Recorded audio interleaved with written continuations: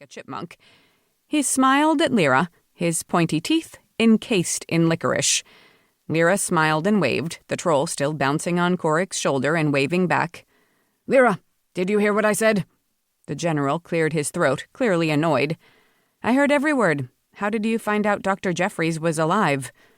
"Dr. Jeffries showed up at the lab at University of Chicago in Hyde Park, shouting about revenge.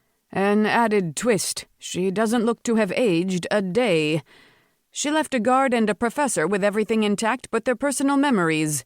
A strange and selective mutation." "Bad time for Dr. Petrie to be giving a TED Talk. Unless you're trying to draw out Dr. Jeffries." "Let's hope Dr. Jeffries doesn't see through us as easily as you just did. She's dangerous."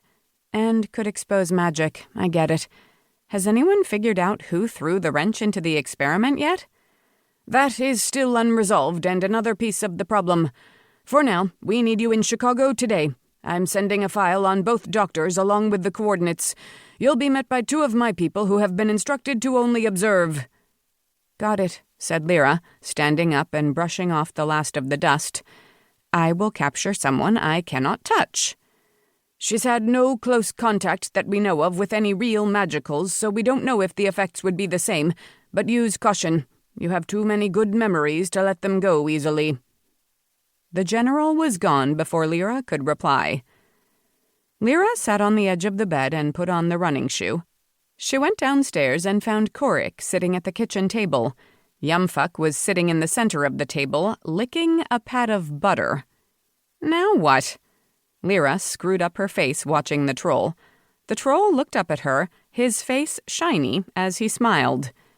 "He won a bet, and this is what he wanted," said Correk with a shrug. "I really didn't think he could eat that many Twizzlers at once." "Sucker's bet," smirked Leira. "Aim higher, troll. Maybe a taco or a burger next time." Yumfuck cackled and gingerly licked the butter. "Yum! Butter!" Leira shuddered and shook her shoulders. Suddenly, an assignment on a rainy day seems like a good idea. "Where to this time?"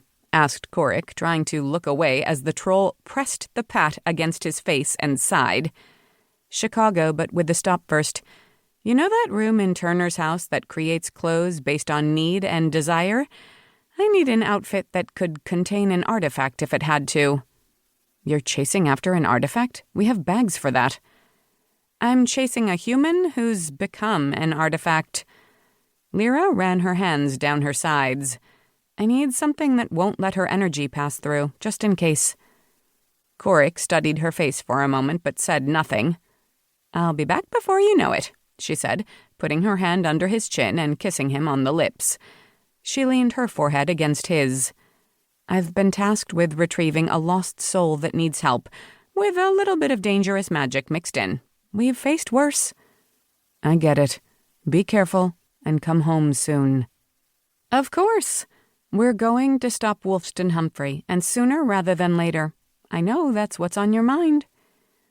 Leira went into the hallway and opened a portal that led to the main hall of Turner Underwood's house. "It won't be easy," said Correk, taking a long look at Leira. "But we'll find a way, or we'll damn well make one." On the other side of the portal, the old fixer poked his head out of his library and came strolling out when he saw who it was. "Leira, how delightful." Leira stepped through and waved to Correk as the portal closed behind her, sparks skittering across an ancient Persian rug. "I need a favor." Chapter 2. Leira sat in the balcony of the theater to the right, looking down at the small circular stage. She was wearing nondescript black slacks and a white shirt with a wide collar. Worked into the weave was a thread enhanced with magic. Turner Underwood had overseen the production, loudly stating a spell and waving his cane. Leira had done her best not to roll her eyes at the theatrical production and in the end had stifled a laugh with her hand. 2 agents were posted in the wings on either side. Everyone else had been cleared out and the doors backstage locked from the inside. Behind Leira was the lobby and the only entrance still open. Dr. Petrie stood in a spotlight on the stage, fluidly gesturing with his arms as if he